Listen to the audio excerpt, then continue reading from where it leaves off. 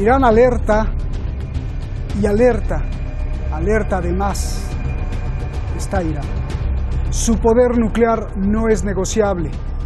Está alerta porque lo quieren destruir y alerta porque está dando quizá ya el último ultimátum de la serie que ha dado para abandonar el acuerdo atómico que firmó con todas las potencias del mundo.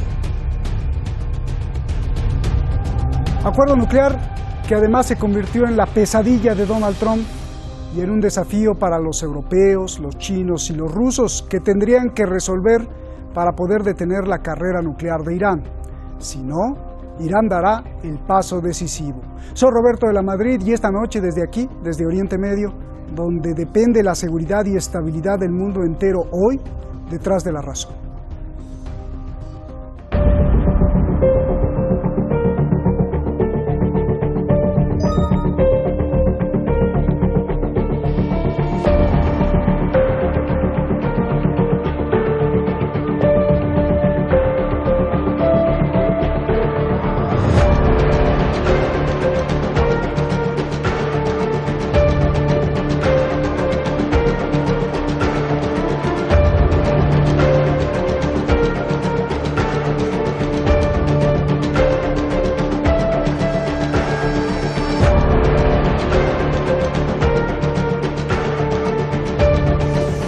Irán está decidido a dar el cuarto paso.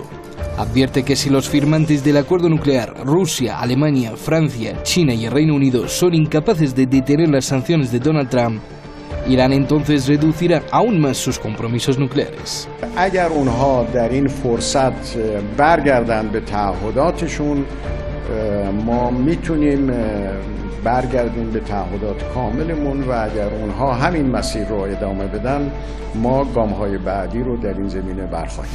¿En qué consiste el cuarto paso?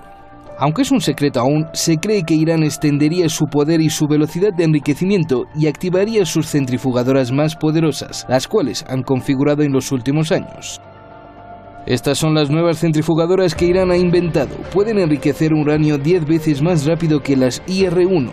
Teherán pondrá en marcha pronto centrifugadoras de nueva generación para aumentar sus reservas de uranio enriquecido. Según la Agencia Atómica de Irán, se producen entre 5 y 6 kilogramos de uranio enriquecido al día, lo que significa que se ha restablecido la capacidad previa al acuerdo nuclear. El líder de Irán le dice al mundo que no se preocupen porque su religión, el Islam, no les permite producir bombas nucleares. Irán ha estado sometido a la máxima presión económica de Estados Unidos. Según el Fondo Monetario Internacional, este año la economía de Irán es 90% más pequeña, comparándola al año anterior al que Trump se retirara del acuerdo.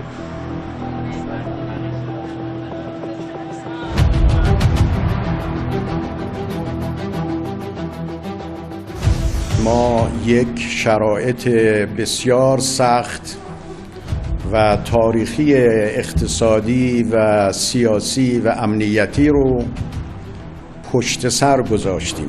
به طور قاطعانه میتونیم اعلام کنیم که توطئه‌های آمریکا، استکبار جهانی، صهیونیسم برای آسیب جدی زدن به نظام پایان یافته است. Según Reuters, Trump está preocupado porque los barcos chinos desaparezcan del mapa. Los petroleros chinos desaparecen aparentemente porque apagan su GPS para no ser detectados y poder así comprar petróleo de Irán y evitar así las sanciones de Estados Unidos. روابط ما با روسیه و چین روابط خوبی هست. اونها در حد خودشون تلاش‌های زیادی کردن.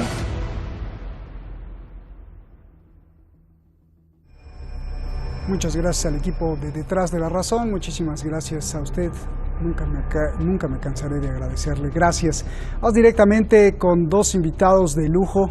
Tengo el honor de presentar a mi maestro Fernández Cruz Sequera. Francisco, es un placer tenerte, como tú sabes. Y otro maestro allá en México, Jorge Luis Santa Cruz, periodista. Muchísimas gracias. Buenas noches aquí en Teherán. Jorge, comienzo contigo. A ver, Irán está a punto de dar el cuarto paso, que prácticamente será el último en cuestión de los compromisos nucleares. Esto es un ultimátum para todas las potencias del mundo. Explícame, ¿cómo llegamos hasta aquí? ¿Qué guerra de odios, de poder, de necedad, de ideología, incluso de religión, intervino para que pasara todo esto? Por favor. Claro que sí, estimado Roberto, muchas gracias por la oportunidad. Saludos al maestro Francisco. Ha sido una guerra que impuso una ideología imperialista desde finales del siglo XIX, cuando sus principales sabios se reunieron en Basilea, en Suiza, para determinar el calendario de trabajo del sionismo mundial. Esa junta de sabios sionistas estuvo encabezada por Teodoro Herzl. Hace poco más de un siglo, querido Roberto, en plena Primera Guerra Mundial, cuando los frentes estaban estabilizados y las potencias de los imperios centrales amenazaban con desbordar las defensas, sobre todo en Occidente, en Francia, el Reino Unido hizo una doble propuesta para tratar de ganar la guerra.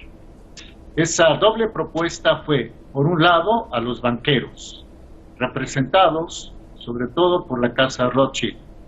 A los banqueros Rothschild les dijo: financia nuestra guerra y cuando le ganemos a Alemania, a Austria, Hungría y al Imperio Otomano, te daremos el Medio Oriente, te daremos Palestina para que allí se construya el hogar nacional judío.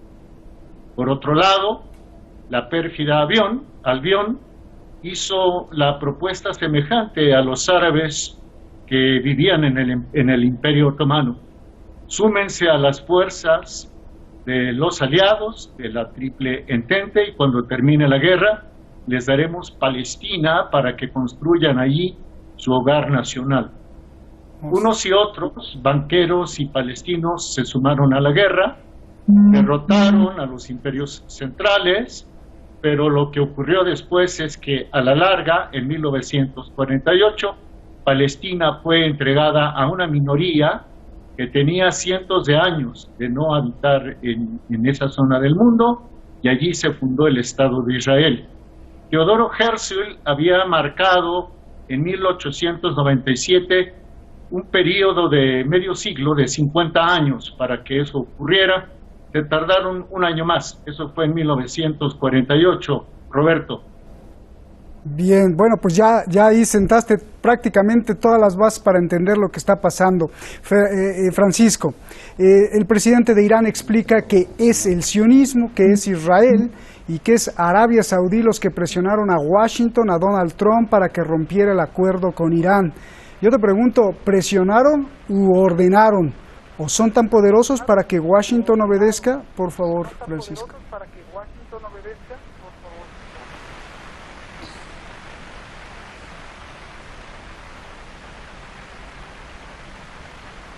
Me temo que Francisco no me está escuchando. Si podemos arreglar el audio, por favor, Control Room. Muy bien, pues la misma pregunta para ti, Jorge Luis. ¿Son tan poderosos hoy el sionismo, Israel, Arabia Saudí, como para presionar, o más bien está obedeciendo ya, ni siquiera es presión, Washington, por favor? Han sido poderosos. Si nosotros revisamos la agenda sionista y cómo la han acatado los distintos presidentes de los Estados Unidos, veremos que no mentimos. Lo que pasa es que en este instante, estimado Roberto, se vive una particular situación política interna en Israel.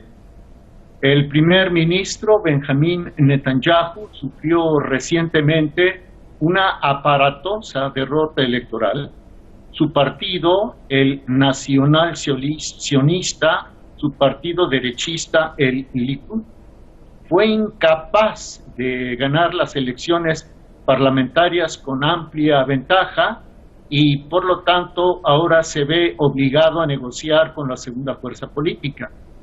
Netanyahu en este momento carece de la fuerza avasallante que tenía todavía hace 6 meses y que hacía que el presidente de los Estados Unidos, Donald Trump, prácticamente obedeciera a su mínimo deseo.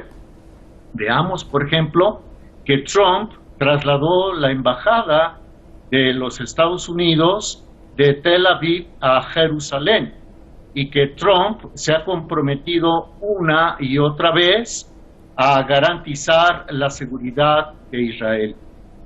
Pero, ¿cómo podemos afirmar que el debilitamiento de Netanyahu le está quitando fuerza a nivel internacional? De una manera muy sencilla. En días recientes, ustedes aquí en Hispan TV lo han informado de manera muy puntual, se desató la ofensiva del ejército turco contra terroristas kurdos en la frontera que hay entre Turquía y Siria. Esa ofensiva turca coincidió con el retiro de las tropas de los Estados Unidos que habían estado apoyando a los terroristas del Emirato Islámico en Siria. El primer ministro de Israel, Benjamín Netanyahu, recurrió a Internet para reprochar que Estados Unidos se mantuviera impávido ante esta agresión contra los terroristas turcos. ¿Por qué? ¿Cómo explicarlo? Bueno, porque estos terroristas que operan en la frontera entre Siria y Turquía son bastante útiles para el sionismo a la hora de manipular los conflictos, a la hora de provocar desajustes, situaciones de guerra en el Medio Oriente.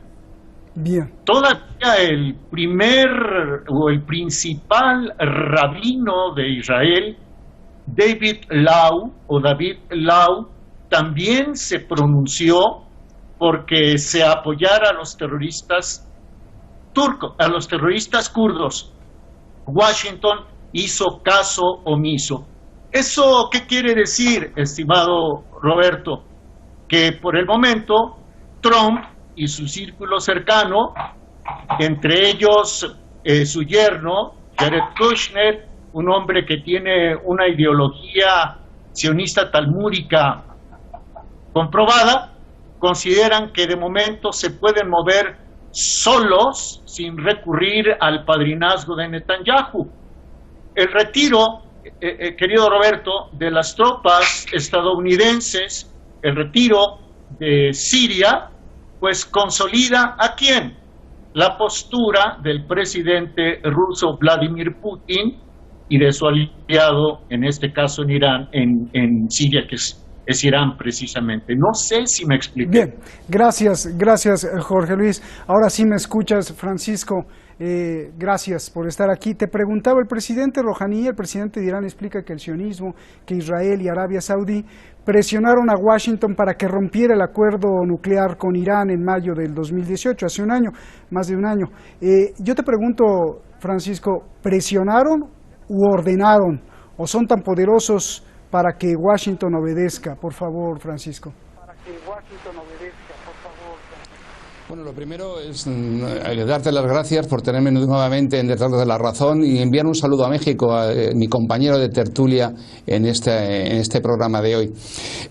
Lo he dicho muchísimas veces aquí. La cuestión definitoria de lo que un país es o deja de ser es su relación con su minoría judía y la relación con los poderes judíos internacionales. En el caso de Estados Unidos no es un país independiente cuya política exterior se lleve a cabo y se desarrolle en función de los intereses nacionales de Estados Unidos. Estados Unidos es el instrumento, la marioneta del poder judío, de la minoría judía que tiene en su interior. Y esa minoría judía que está, como todos sabemos, en ese famosísimo Wall Street y que es la calle del muro. ¿De qué muro? Del muro del gueto judío.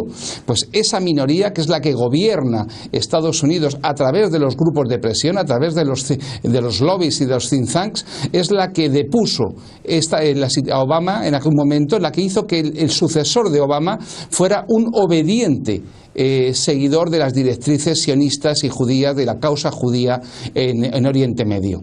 Está claro que en este momento Irán es el gran pivote geopolítico de la región, que es imprescindible hacerlo caer por cualquier medio. Por eso Irán está nadando desde hace años entre dos aguas, tratando de evitar permanentemente una situación de debilidad que pueda incitar a la agresión, y por otro lado el desarrollar una política exterior que se puede interpretar como excesivamente agresiva, que pudiera tener el efecto de provocar un nuevo ataque, también como ha ocurrido en el pasado cuando Israel atacó alguna de las centrales nucleares.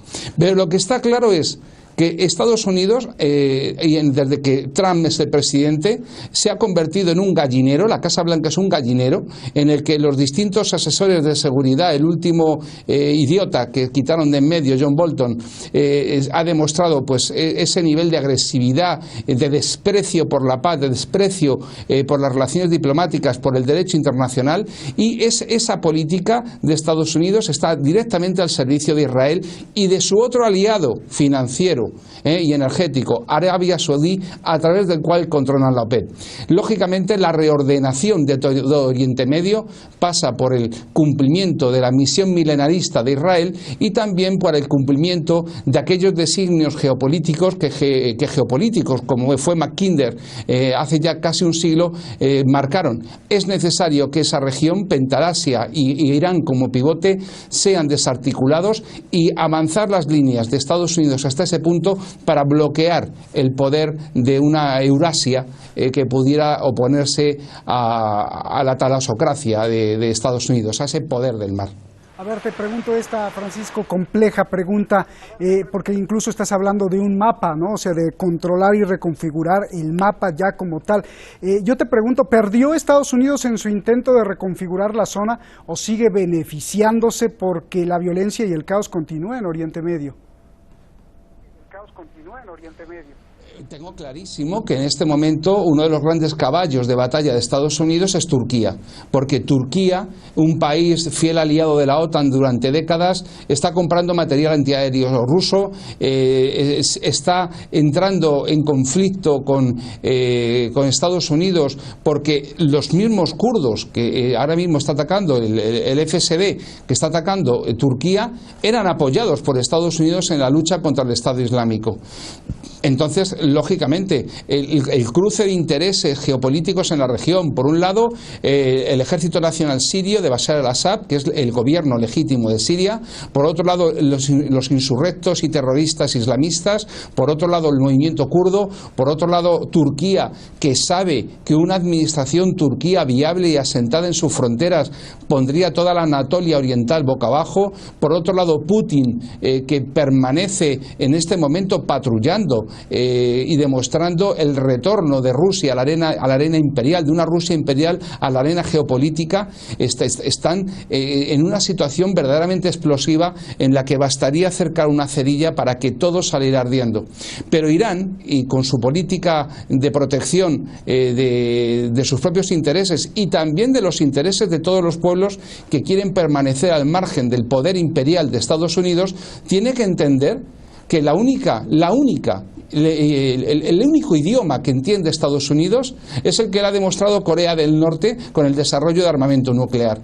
Estados Unidos, desde que Trump es presidente, no ha llevado adelante ninguna negociación exitosa con nadie. Se ha retirado de todos los organismos internacionales, practica el más absoluto unilateralismo, desarrolla la violencia sin límites y es el principal factor de desestabilización de la política internacional a día de hoy, no solamente en Oriente Medio, sino que podría decirse en todo el mundo, patrullando los mares del sur de China, con el cerco a Venezuela, con el bloqueo de Corea del Norte, con la agresión permanente en esa guerra comercial con China, que tendrá o no tendrá sus razones, eso será otra cuestión, pero que genera un nuevo conflicto, con la agresión contra Europa, que ha visto cómo carece de soberanía política porque no ha podido llevar adelante los acuerdos de Viena con Irán.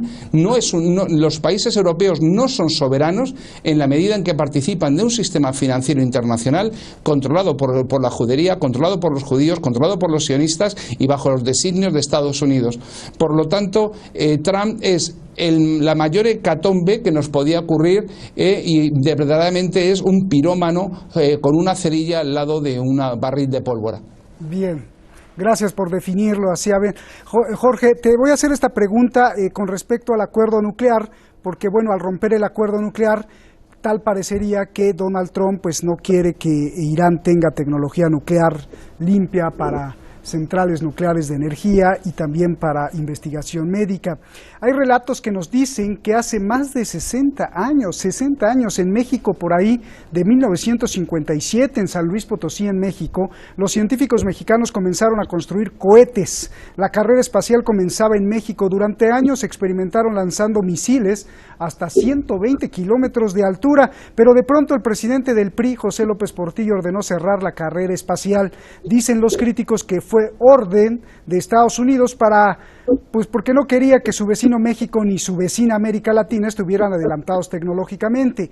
Te pregunto, ¿es esta misma ideología que estamos viendo? ¿Qué tipo de supremacismo es? ¿Es exclusivo de los republicanos de Estados Unidos? ¿Y por qué los demócratas, al parecer, sí permiten el desarrollo al haber firmado el acuerdo con Irán? Explícame esta ecuación tan enredada, por favor. Bueno, es que no es tan sencillo plantear el problema. En la vertiente sionista, evangélico-sionista de derecha, están perfectamente ubicados, en efecto, los del Partido Republicano y los ultraderechistas. Pero por el otro lado, Roberto, Francisco, amigos, del lado del Partido Demócrata, pululan también fuerzas sionistas vinculadas hacia otros clanes como el de los Rothschild y el de George Soros. Lo que estamos viendo en este momento es cómo el nacional sionismo de Netanyahu está enfrascado en una batalla que podría ser definitoria por el control de Israel y el control de Estados Unidos y el control de Occidente con el globalismo de Rothschild y Soros. Ahora, nótese, y yo quisiera hacer énfasis en esto, cómo el que es el más poderoso hombre del sionismo en el mundo, Henry Kissinger, está jugando una carta que de momento dejó al embajador de Israel en Naciones Unidas con la cara de "what", con la cara de "¿qué pasó?". En Naciones Unidas se está reprochando a Israel que sionismo es racismo. Y Kissinger evadió el tema y está dando a entender que se daría por satisfecho con que hubiera un orden trilateral, un orden tripolar, donde Estados Unidos funja como la potencia en América, donde Rusia tenga su parte importante en Eurasia y China en el lejano oriente. Ahora, en cuanto al asunto de la tecnología, claro que hay exclusivismos. México fue pionero de la aviación hace 100 años. México apuntaba para ser una potencia importante y en el año de 1923 el entonces presidente Álvaro Obregón firmó unos tratados secretos de Bucareli en los que comprometió que México no desarrollaría industria pesada, no desarrollaría fábrica de maquinarias que hagan máquinas durante por lo menos un cuarto de siglo. Así, cuando llegamos al Tratado de Libre Comercio de América del Norte, llegamos prácticamente con las manos vacías. Bien, gracias. Lo que me parece... Te voy a cortar porque ya nos vamos, Francisco, solamente un pronóstico. ¿Cómo ves el Oriente Medio en 10 años, en 30 años? ¿Qué ves lo que va a pasar?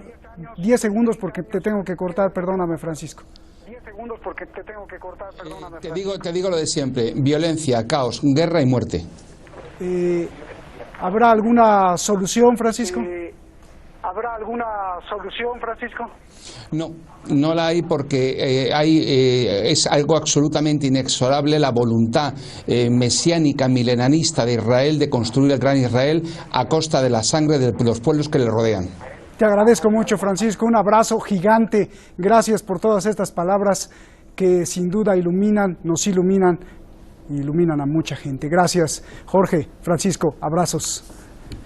Oriente Medio es una olla express. Desde Yemen hasta Siria y desde el Golfo Pérsico hasta Turquía, cualquier movimiento en falso puede provocar una conflagración mundial hoy, en este momento. Todos los intereses de las corporaciones, compañías y gobiernos más poderosos del mundo convergen aquí en una especie de bola de estambre que sabrá Dios cómo se pueda desenredar. El problema ahora es cómo no hacer que no explote. Cuando por un lado Turquía misteriosamente ataca a Siria y por el otro Arabia Saudí deshace Yemen, sin olvidar las pequeñas pero aún más peligrosas guerras intestinas por el poder militar y político que se viven en toda la región. Mañana aquí, la necedad de un nuevo imperio. ¿Cuál es ese nuevo imperio? Nos vemos mañana. Buenas noches.